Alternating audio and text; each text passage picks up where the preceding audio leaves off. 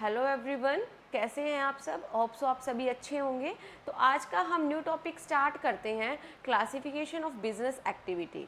Classification of business activity के अंदर हम पढ़ने से पहले बात करेंगे, हम प्रीवियस लेक्चर में पढ़ के आए हैं बिजनेस क्या होता है।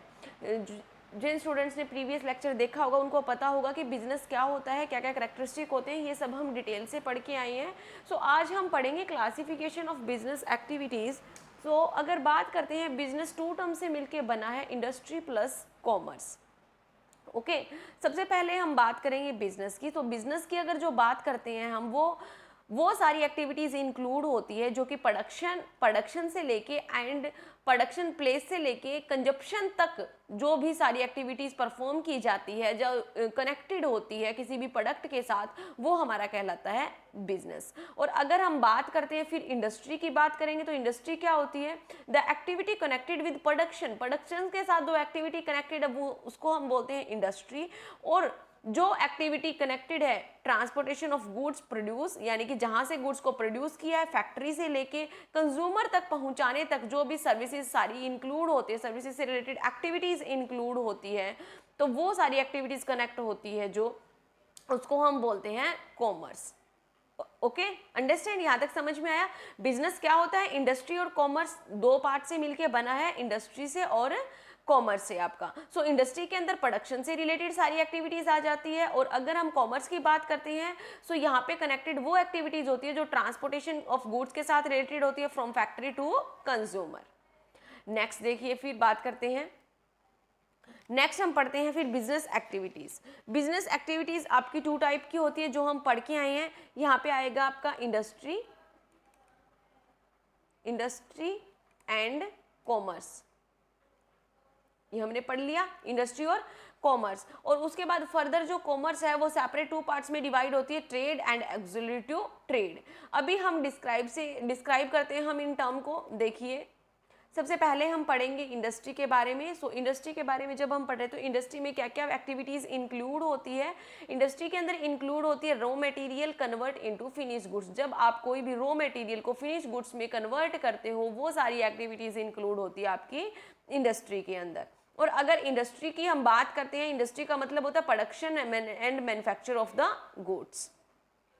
Then type of the goods are manufacture in the industry. अब डिफरेंट टाइप के हमारे पास गुड्स की इंडस्ट्री होती है जहाँ पे मैन्युफैक्चरिंग होता है। किस किस टाइप की होती है? नंबर वन, प्रोड्यूसर और कैपिटल गुड्स। प्रोड्यूसर और कैपिटल गुड्स के अंदर हम पढ़ते हैं वो थिंग्स इंक्लूड होगी जो कि यूज हो रहा है प्रोडक्शन के अंदर, लाइक मशीनरी, प्लांट, इम्प्लीमेंट्स, यानी कि मशीनरी यूज हो रही है आपकी इंडस्ट्री के अंदर कोई भी गुड्स को प्रोड्यूस करने के लिए। सेकंड आता है आपका कंज्यूमर गुड्स। कंज्यूमर गुड्स कौन से गुड्स होते हैं? वो सारी गुड्स होते हैं जो कि directly put to use is called consumer goods, यानी कि जो डायरेक्टली कंज्यूमर क्या कर रहा है? कंज्यूम कर रहा है, like bread, cloth, medicine etcetera. Then next बात करेंगे हम इंटरमीडिएट गुड्स की बात करेंगे। इंटरमीडिएट गुड्स कौन से होते हैं? Goods some industry manufacture such goods are proceed in some other industry to produce some need based goods, यानी कि कुछ जो इंडस्ट्रीज है वो ऐसे कोई दूसरे गुड्स को यूज कर रही है कोई भी गुड्स को प्रोड्यूस करने के लिए, लाइक प्लास्टिक हो गया, रबर हो गया, एल्यूमिनियम हो गया, तो ये होती है आपकी इंटरमीडिएट गुड्स। नेक्स्ट देखिए, फिर टाइप ऑफ इंडस्ट्री की बात करेंगे। टाइप ऑफ इंडस्ट्री में यहाँ पे आपका प्राइमरी इंडस्ट्री आ जाएगा, प्राइमरी इंडस्ट्री, यहाँ पे सेकेंडरी, और यहाँ पे आ जाता है आपका टर्सरी, या फिर आप इसको सर्विस इंडस्ट्री भी बोल सकते हो, सर्विस इंडस्ट्री। डायग्राम को बिल्कुल ध्यान से समझना, पेपर के अंदर आप डायग्राम को भी ड्रॉ करके आ सकते हो जो कि बेनिफिशियल रहेगा। देखिए, अगर प्राइमरी सेक्टर की बात करते हैं तो प्राइमरी सेक्टर के अंदर जेनेटिक इंडस्ट्री होती है और एक्सट्रैक्टिव इंडस्ट्री होती है। जेनेटिक इंडस्ट्री के अंदर क्या क्या इंक्लूड होता है? Animal husbandry, poultry farming and plantation. And extractive के अंदर आ जाता है आपका माइनिंग, क्वायरिंग एंड एग्रीकल्चर। क्या होता है इनके बारे में हम आगे एक्सप्लेन करेंगे, टेंशन मत लो। ठीक है, यहाँ पर आप एक बार डायग्राम समझ लो। देन सेकेंडरी की बात करते हैं तो सेकेंडरी में आ जाता है manufacturing industry, constructive industry. Manufacturing के अंदर sugar, cement, textile and constructive industry के अंदर बिल्डिंग, रोड, ब्रिज। और सर्विसेज की बात करते हैं कि सर्विसेज के अंदर वो सारी इंडस्ट्रीज आ जाती है जो कि आपको सर्विसेज प्रोवाइड कर रही है, लाइक ट्रांसपोर्ट हो गया, बैंकिंग हो गया, इंश्योरेंस हो गया, एडवर्टाइजमेंट, वेयर हाउसिंग। नेक्स्ट देखिए, अभी हम इसका सभी का एक्सप्लेनेशन करेंगे। देखिए यहाँ बात करते हैं प्राइमरी इंडस्ट्री की। प्राइमरी इंडस्ट्री कौन सी इंडस्ट्री होती है? प्राइमरी इंडस्ट्री के अंदर वो सारी एक्टिविटीज इंक्लूड होती है जिसके अंदर हम नेचुरल रिसोर्स का यूज करके रॉ मटेरियल प्रोवाइड करते हैं किसी दूसरी इंडस्ट्री को। अब बेसिकली ये टू टाइप की होती है, genetic industry and extractive industry. अगर जेनेटिक इंडस्ट्री की हम बात करते हैं, सो जेनेटिक इंडस्ट्री के अंदर हम इंक्लूड करते हैं, लाइक यहाँ पे आ जाता है breed of animal, vegetable are improve and made more useful, include animal husbandry, poultry, tree planting etcetera. Okay, यानी कि जो रॉ मटेरियल है वो हम प्रोवाइड करवा रहे हैं किसी दूसरी इंडस्ट्री को। एंड नेक्स्ट आता है एक्सट्रैक्टिव इंडस्ट्री। एक्सट्रैक्टिव इंडस्ट्री होती है जो कि हम खुदाई से कुछ मटेरियल निकाल रहे हैं, ठीक है, वो आ जाती है आपकी एक्सट्रैक्टिव के अंदर। Those industry under which something are extract out from the earth, earth के अंदर से निकाला जा रहा है, वाटर और air. For example coal, iron, gas etcetera. Next देखिए, फिर साथ के साथ समझते रहिए। अगर कहीं पर भी कोई प्रॉब्लम हो तो आप कमेंट सेक्शन में हमसे पूछ सकते हैं, आपको कोई प्रॉब्लम नहीं होगी। देन हम बात इंडस्ट्री की हम बात करते हैं। देखिए सेकेंडरी इंडस्ट्री के अंदर कौन सी इंडस्ट्री इंक्लूड होती है? सेकेंडरी इंडस्ट्री के अंदर वो इंडस्ट्री इंक्लूड होती है जहां पर हम नया प्रोडक्ट मैन्युफैक्चर कर रहे हैं प्रीवियस प्रोडक्ट को हम यूज करके। जैसे कि हम क्या कर रहे हैं, कॉटन हमारा प्राइमरी इंडस्ट्री है, मैन्युफैक्चर कर रहे हैं क्लॉथ, वो हमारा क्या हो जाएगा, सेकेंडरी इंडस्ट्री हो जाएगा। बहुत इजी है, सिर्फ आपको कंसेप्ट समझने की जरूरत है। कंसेप्ट समझने के बाद इनके अंदर कुछ भी नहीं है। देन आता है हमारी जो सेकेंडरी इंडस्ट्री होती है वो टू टाइप की होती है। Number one is manufacturing industry. अब मैन्युफैक्चरिंग इंडस्ट्री के अंदर जहां पर हमारे पास क्या होता है, raw material semi finish goods का यूज करके हम सेमी फिनिश गुड्स को हम यूज करते हैं with the help of man and machinery to bring out the finish goods. हम क्या कर रहे हैं, उसको फिर कन्वर्ट कर रहे हैं फिनिश गुड्स के अंदर, like cloth from cotton, steel from iron और सुगर फ्रॉम सुगर केन। सो इस तरीके से हम क्या कर रहे हैं, मैन्युफैक्चरिंग कर रहे हैं, प्रोसेसिंग कर रहे हैं, रॉ मटेरियल या सेमी फिनिश मटेरियल की हम प्रोसेसिंग कर रहे हैं इनटू अ फिनिश गुड्स के अंदर। देन मैन्युफैक्चरिंग इंडस्ट्री भी आपकी डिवाइड की जा रही है बेसिकली 4 पार्ट्स में। Number one is analytical industry. Analytical industry के अंदर हम क्या पढ़ते हैं कि जहां पर कोई भी हमारे पास एक प्रोडक्ट है और उसके अंदर से हम वेरियस टाइप के प्रोडक्ट जो है वो निकाल रहे हैं। जैसे कि देखिए यहाँ पे एग्जांपल भी दिया हुआ है, petroleum, diesel, gasoline etcetera are produce out of crude oil. Crude oil आप इसको मान सकते हो।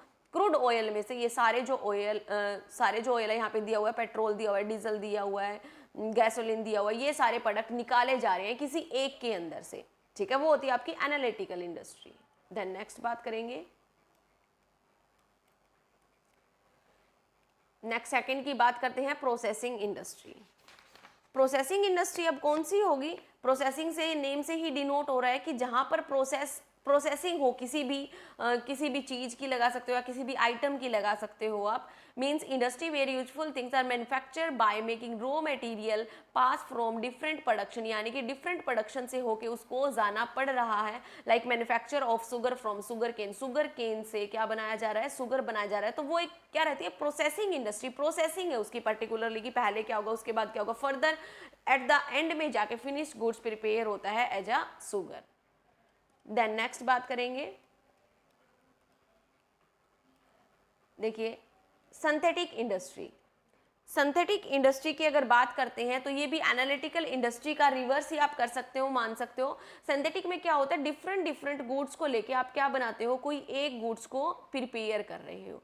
जैसे कि एग्जांपल पे आ जाइए सीधा। For example cement is manufactured by mixing limestone, gypsum and coal. तो इन सबको मिला के क्या बनता है, आपकी सीमेंट बनती है। तो यहाँ पे क्या हुआ, डिफरेंट आइटम को आप मिला रहे हो, उसके बाद आप एक कोई भी प्रोडक्ट का प्रोडक्ट को तैयार कर रहे हो। देन आता है असेंबलिंग इंडस्ट्री। असेंबलिंग इंडस्ट्री कौन सी होती है? जो डिफरेंट डिफरेंट जो पार्ट्स होते हैं, कोई भी आप आइटम लगा सकते हो, cycle, radio, television, computer, scooter, इनके जो पार्ट्स होते हैं वो असेंबल किए जाते हैं और एक इंडस्ट्री के अंदर आके उसको जोड़ा जाता है, असेंबल किया जाता है और फिर कोई भी प्रोडक्ट प्रिपेयर किया जाता है, वो होती है आपकी असेंबलिंग इंडस्ट्री। देन नेक्स्ट बात करेंगे, देखिए कंस्ट्रक्टिव इंडस्ट्री की बात करते हैं हम। कंस्ट्रक्टिव इंडस्ट्री कौन सी इंडस्ट्री होती है? जो वर्क किया जा रहा है किसी दूसरी इंडस्ट्री के द्वारा, like for example by using cement, iron, bricks, wood etcetera, building, bridge, road. अब बिल्डिंग, ब्रिज, रोड बनाने के लिए इन सब आइटम्स का जो यूज किया जा रहा है, सीमेंट का, आयरन का, ब्रिक्स का, वुड का, वो होती है आपकी कंस्ट्रक्टिव इंडस्ट्री, यानी कि जो कंस्ट्रक्ट कर रही है, बना रही है। देन बात करते हैं टर्सरी इंडस्ट्री की बात करेंगे। टर्सरी इंडस्ट्री को हम एक और क्या नाम से डिनोट करते हैं, जो कि हम प्रीवियस में पढ़ के आए हैं, इसको हम बोलते हैं services industry. Service industry, okay.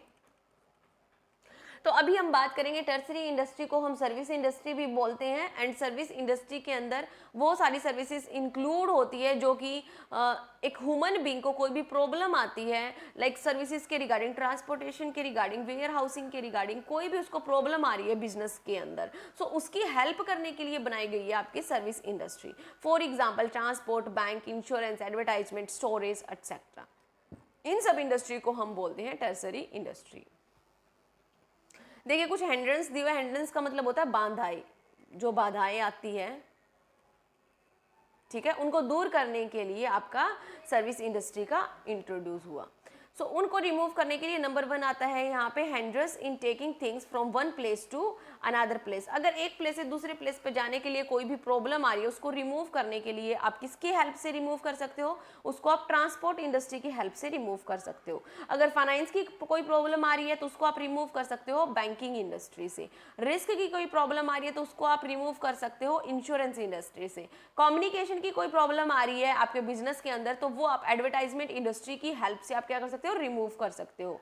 और अगर स्टोरेज ऑफ द गुड्स में कोई हिंड्रेंस है तो उसको आप वेयर हाउसिंग इंडस्ट्री की मदद से उसको दूर कर सकते हो, रिमूव कर सकते हो। तो इसलिए आपकी जो टर्सरी जो इंडस्ट्री है, टर्सरी इंडस्ट्री आपके लिए, बिजनेस के लिए हेल्पफुल रहती है।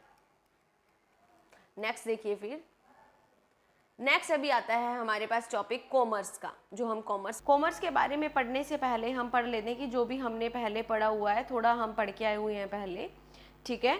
सो अगर बात करते हैं हम बिजनेस की, तो बिजनेस क्या होता है? एक इकोनॉमिक एक्टिविटी होती है जो कि प्रोडक्शन से स्टार्ट होती है और कंजप्शन पर एंड होती है, ओके। यहाँ पर हम थोड़ा डेफिनेशन पढ़ते हैं कॉमर्स की। कॉमर्स क्या होता है?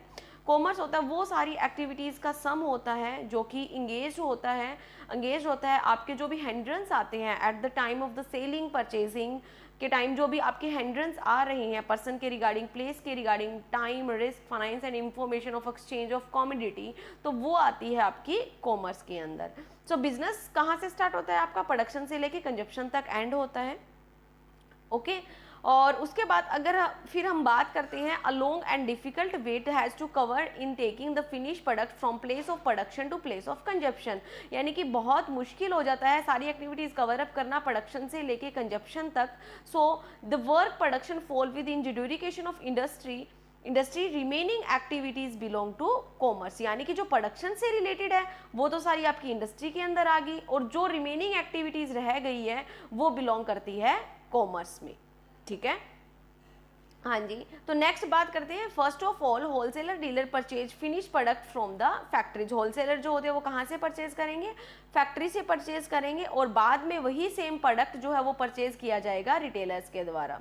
The last step of this process is sale of production to the consumer, और लास्ट स्टेप रहेगा जो कंज्यूमर है वो उस प्रोडक्ट को परचेज करेगा, यानी पहले wholesaler then retailer then consumer, ये प्रोसेस होगी। देन हम बात करते हैं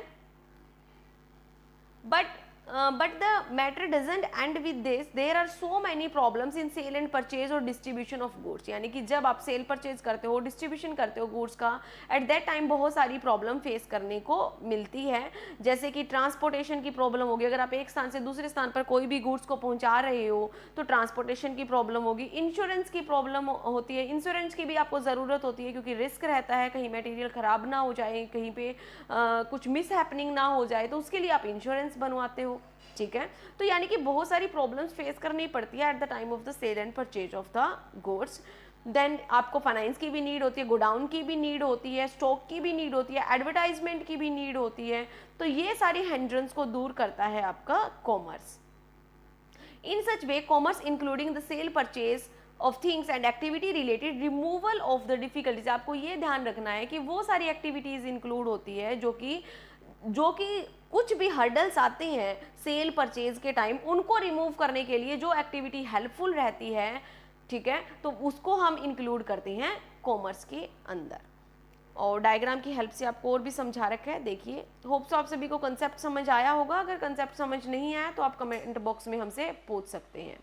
तो यहाँ पर हम डायग्राम की अगर बात करते हैं तो इस डायग्राम में आपको दिखाया गया है, यहाँ पे आएगा आपका place of production, place of production हो गया ये आपका, then purchase and sale, purchase and sale and subsidiaries activity,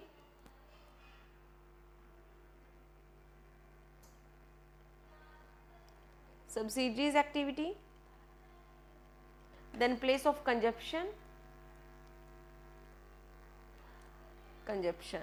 और यहां पर हम इसको बोल सकते हैं कॉमर्स, यानी कि जो हेल्प करवा रही है सेल और परचेज करते टाइम, यानी कि ये हो गया आपका प्लेस ऑफ प्रोडक्शन और ये हो गया आपका प्लेस ऑफ कंज्यूमर। नेक्स्ट देखिए, फिर कॉमर्स को डिवाइड किया गया है 2 पार्ट्स में, trade and auxiliary to trade, 2 parts में डिवाइड किया गया है। अब होता क्या है, इनको हम डिटेल से पढ़ते हैं। सबसे पहले बात करते हैं ट्रेड की। 2 कंपोनेंट होते हैं कॉमर्स के ये आपके। तो अगर हम ट्रेड की बात करेंगे तो ट्रेड का मतलब होता है buying and selling of goods और services with purpose getting profit, यानी कि गुड्स को आप क्या कर रहे हो, परचेज सेल कर रहे हो for the purpose of profit, profit purpose के लिए एक्सचेंज कर रहे हो गुड्स एंड सर्विसेज को म्यूचुअल प्रॉफिट के लिए, यानी कि बायर का भी हो और सेलर का भी हो। जो ये एक्टिविटीज परफॉर्म कर रहा है उस पर्सन को हम ट्रेडर्स बोलते हैं और इन एक्टिविटीज को हम ट्रेड बोलते हैं। सो यहाँ पर आपको कुछ एग्जाम्पल भी दिया हुआ है, देखिए कंसेप्ट मैंने आपको बता दिया, यही कंसेप्ट है। सो नेक्स्ट देखिए यहाँ पे एग्जांपल देखिए, for example if an individual sell his goods on a hand cart it is also trade, यानी कि जो सेल कर रहा है उसको हम क्या बोलेंगे, ट्रेड बोलेंगे। Small shop begin run in the street are also a part of trade. On the other hand big showroom in the market, departmental store etcetera, जो आपके बिग शोरूम्स होते हैं मार्केट के अंदर, डिपार्टमेंटल स्टोर होते हैं, वो इंटीग्रल पार्ट होता है आपका ट्रेड का। और जो ट्रेड की जाती है वो लोकल लेवल पे भी की जाती है, स्टेट लेवल पे भी, and national and international level पे भी। किस तरीके से, देखिए आपको क्लासिफिकेशन दिया हुआ है, यहाँ से समझ आ जाएगा आपको। फर्दर अगर बात करते हैं हम, देखिए ट्रेड की हम बात करेंगे तो होती है आपकी होम ट्रेड होती है और फॉरेन ट्रेड। ये है आपकी होम ट्रेड और ये है आपकी foreign trade. Foreign trade, home trade की बात करते हैं तो वो होती है आपकी लोकल लेवल पे, स्टेट लेवल पे, नेशनल लेवल पे, होलसेलर एंड रिटेलर ट्रेड। और अगर हम फॉरेन ट्रेड की बात करते हैं तो वो होती है इंपोर्ट होती है, एक्सपोर्ट होती है और एंटरपोर्ट होती है। इनके बारे में हम डिस्क्राइब से अभी करेंगे लेक्चर के अंदर। देखिए आप आगे, यहाँ से सिर्फ आपको डायग्राम दिया हुआ है कि डायग्राम की फॉर्म में आप थोड़ा सा समझ लो, आपको समझ आ जाए। देखिए यहाँ पे बताया गया है कि होम ट्रेड, होम ट्रेड का मतलब क्या होता है कि with in a national boundary जब आप कोई भी गुड्स का सेल परचेज कर रहे हो उसको हम बोलते हैं होम ट्रेड। और बेसिकली कितने टाइप की होती है, लोकल ट्रेड होती है। लोकल ट्रेड का मतलब होता है जो कि लिमिटेड होती है सम विलेजेस, टाउन, डिस्ट्रिक्ट्स के अंदर, उसको हम बोलते हैं लोकल ट्रेड। यानी कि कोई भी गुड्स का परचेज एंड सेल हो रहा है विद इन यानी कि सम विलेजेस के अंदर, टाउन, डिस्ट्रिक्ट के अंदर। तो जैसे कि यहाँ पे गुड्स आती है आपकी पैरिसेबल नेचर की गुड्स होती है, जैसे कि फ्रेश फ्रूट हो गया, स्वीट्स हो गया, milk, vegetables etcetera. State trade की अगर बात करते हैं हम तो स्टेट ट्रेड आपका state start trading above the local level and trade on the state level, जो स्टेट लेवल पे होती है, like a trade among the different district, like trade in corn, pulse, and steel etcetera. फिर हम बात करते हैं इंटरस्टेट की। इंटरस्टेट का मतलब क्या होता है, different state of the countries में जब बाई एंड सेलिंग हो रहा है, लाइक उत्तर प्रदेश, पंजाब, हिमाचल और any other state, buy and selling of the goods. Then हम बात करेंगे होलसेलर एंड रिटेलर ट्रेड की। देखिए होलसेलर एंड रिटेलर ट्रेड की हम बात करते हैं तो wholesaler trade and retailer trade have been shown at the end of the head home trade. Home trade के जो लास्ट के अंदर हमने देखा था वहां पे आपको दिया गया था wholesale trade and retail trade, जो कि फॉलो किया जा रहा है लोकल लेवल पे, स्टेट लेवल पे एंड नेशनल लेवल पे। इसका मतलब क्या हुआ यहाँ पे, wholesale trade and retailer carry on all 3 level of trade, यानी कि होलसेलर और रिटेलर का जो काम है वो तीनों लेवल पर ही चलता है। होलसेलर का मतलब होता है जब लार्ज क्वांटिटी में गुड्स को बाय किया जा रहा है प्रोड्यूसर से एंड मैन्युफैक्चरर से, अथोराइज्ड डीलर से, and selling the same in small quantity to retailer, यानी कि होलसेलर क्या करता है, लार्ज क्वांटिटी के अंदर गुड्स को परचेज करता है और स्मॉल क्वांटिटी में गुड्स को रिटेलर को सेल कर देता है। उसी तरीके से जो रिटेलर है वो क्या करता है, उससे भी स्मॉल क्वांटिटी में एज पर the according of the consumer need उनको प्रोवाइड करवा देता है। फिर हम बात करते हैं फॉरेन ट्रेड की। सो फॉरेन ट्रेड क्या होता है, जो नेशनल बाउंड्री को क्रॉस करे, एट दैट हम क्या कर रहे हैं, सेल एंड परचेज कर रहे हैं, तो उसको हम बोलते हैं फॉरेन ट्रेड। और इंपॉर्टेंस क्या होगी फॉरेन ट्रेड की, जो इंपॉर्टेंस है फॉरेन ट्रेड की वो डे बाय डे इंक्रीज होती जा रही है। इसका रीज़न यही है कि कोई भी एक सिंगल कंट्री है वो सारी चीज़ें अपनी कंट्री के अंदर नहीं बना सकती, उसको कहीं ना कहीं से एक्सपोर्ट इंपोर्ट करने की ज़रूरत पड़ती है, और हमारी जो कंट्री है वो एक दूसरी कंट्रीज़ पे डिपेंडेंट होती है। देखिए अब अगर बात करते हैं इंपोर्ट ट्रेड की, तो इंपोर्ट ट्रेड क्या होता है, जब कोई भी जो कंट्री है, अगर मान लीजिए इंडिया जो है, इंडिया सामान मंगवा रही है किसी फॉरेन कंट्री से, यूएस से सामान को मंगवाया जा रहा है, तो इंडिया क्या कर रही है, इंपोर्ट कर रही है, इसको हम बोलेंगे इंपोर्ट ट्रेड। एक्सपोर्ट क्या बोलेंगे, कोई भी गुड्स, हमारा जो इंडिया का जो गुड्स है वो हम बाहर की कंट्री में भेज रहे हैं, यूएस में भेज रहे हैं, तो वो है आपका एक्सपोर्ट। जैसे कि यहाँ पे होगा India sell cotton cloth, tea, jute etcetera to foreign countries. Then entrepot क्या होता है, एंटरपोर्ट का मतलब होता है, देखिए कोई भी यहाँ पे 3 कंट्रीज आप मान लीजिए, देखिए आपको यहाँ पे एग्जांपल भी दिया हुआ है, यहाँ से भी आपको समझ आ जाएगा।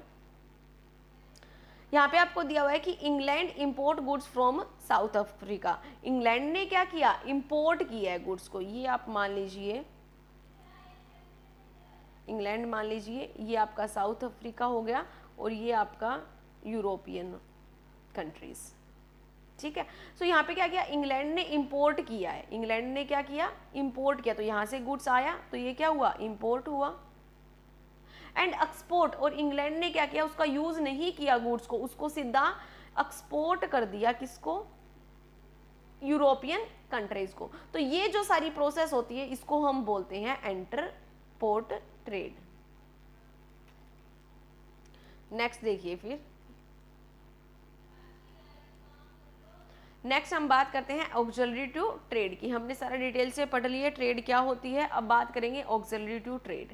ऑक्सिलरी टू ट्रेड के अंदर क्या होगा कि वो सारी एक्टिविटीज इंक्लूड होती है जो कि overcome the hurdle appear in the way of trade. Trade के अंदर जो भी हर्डल्स आ रहे हैं उनसे ओवरकम हम किस तरीके से हो सकते हैं, वो सारी एक्टिविटीज आती है ऑक्सिलरी टू ट्रेड के अंदर। Commerce include not only trade but also various other auxiliary और ads और subsidiary activities। Commerce के अंदर only trade ही include नहीं है but various auxiliary और ads और subsidiaries activity भी include होती है commerce के अंदर।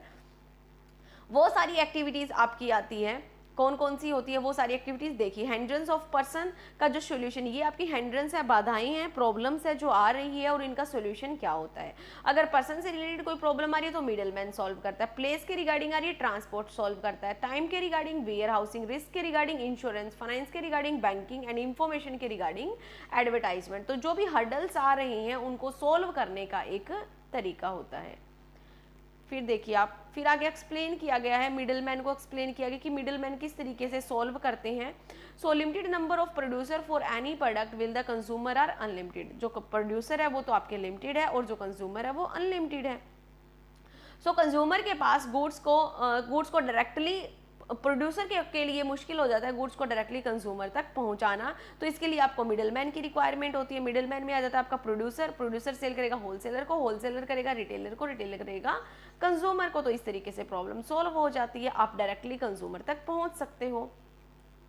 फिर देखिए आप ट्रांसपोर्ट और कम्युनिकेशन की देखिए, ट्रांसपोर्ट और कम्युनिकेशन की बात करते हैं।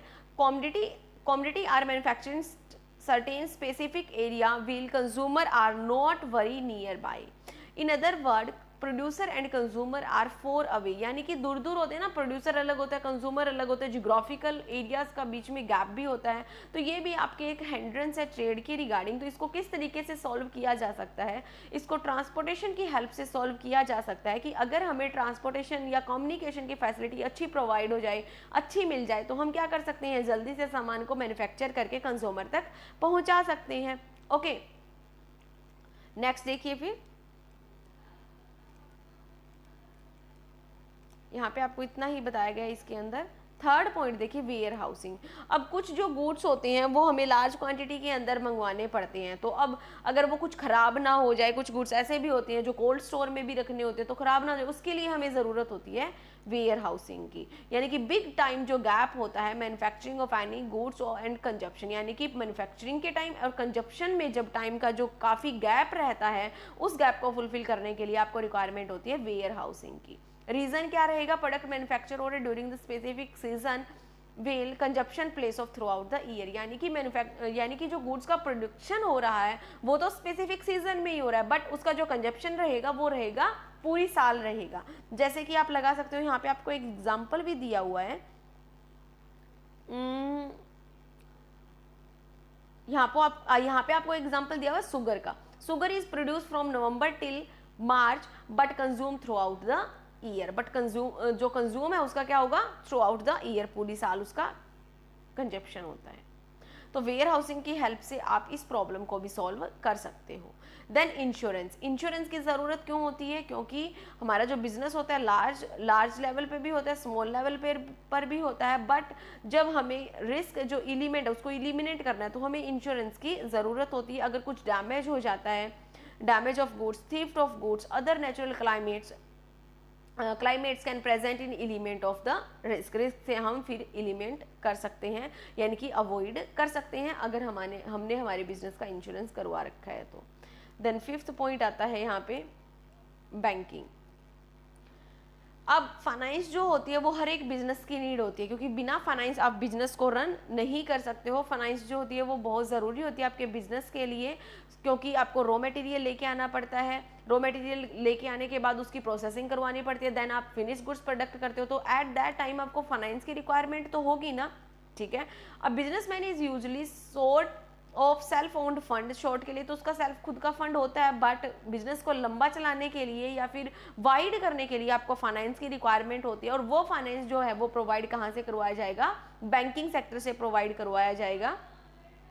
And there the problem of making payment supplier arise, letter of credit की भी रिक्वायरमेंट होती है। अगर आपको गुड्स जो है वो इंपोर्ट करना है फॉरेन कंट्रीज से तो आपको लेटर ऑफ क्रेडिट की भी रिक्वायरमेंट होगी। Foreign exchange are required international trade, foreign exchange की रिक्वायरमेंट होगी इंटरनेशनल ट्रेड के लिए। तो ये जो सारी फैसिलिटी है ये कौन प्रोवाइड करता है, आपको बैंक प्रोवाइड करता है। नेक्स्ट देखिए, फिर नेक्स्ट है आपका एडवर्टाइजमेंट। अब आज का जो मार्केट की अगर बात करते हैं, बहुत ही कंपटीशन है मार्केट के अंदर, तो ज़रूरी नहीं है कि जो एक बिजनेसमैन है वो सारे पॉसिबल जो कस्टमर की डिमांड को पूरा कर सके, ठीक है, या फिर उनको क्या चाहिए उसको क्या कर सके, वो फुलफिल कर सके। तो उसके लिए आपको क्या करना पड़ेगा कि हर एक कस्टमर तक बात को पहुंचाने के लिए आपको एडवर्टाइजमेंट की नीड होगी। अट्रैक्ट करने के लिए कस्टमर को अपने प्रोडक्ट की तरफ नॉलेज प्रोवाइड करने के लिए, कस्टमर तक आप अपने प्रोडक्ट को किस तरीके से क्लासीफाई कर रहे हो, उसके फीचर्स बता रहे हो, इन सब के लिए ज़रूरत होती है आपको एडवर्टाइजमेंट की। तो एडवर्टाइजमेंट से ये भी हर्डल आपका एलिमिनेट हो जाता है कि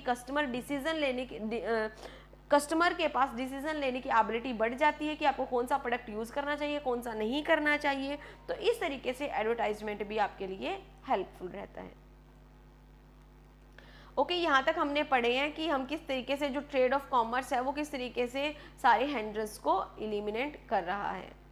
नेक्स्ट टॉपिक हम फिर पढ़ते हैं, देखिए नेक्स्ट हम करते हैं industry, commerce and trade. Industry, commerce और ट्रेड में क्या क्या डिफरेंस रहता है, डिफरेंसेस हम यहाँ पर पढ़ेंगे। Number 1 is activities. एक्टिविटीज़ का क्या रहेगा, production of things and services, यानी कि प्रोडक्शन किया जा रहा है थिंग्स का एंड सर्विसेज का। एंड डिस्ट्रीब्यूशन, कॉमर्स में क्या कर रहे हैं हम, डिस्ट्रीब्यूशन कर रहे हैं थिंग्स का एंड सर्विसेज का, और ट्रेड में बाय एंड सेल कर रहे हैं। इंडस्ट्री में प्रोडक्शन करते हैं, कॉमर्स में डिस्ट्रीब्यूशन करते हैं, और यहाँ पे हम बाय एंड सेल करते हैं। कैपिटल रिक्वायरमेंट की बात करेंगे तो इंडस्ट्री के अंदर वर्किंग और फिक्स कैपिटल दोनों की लार्ज स्केल पर रिक्वायरमेंट होती है।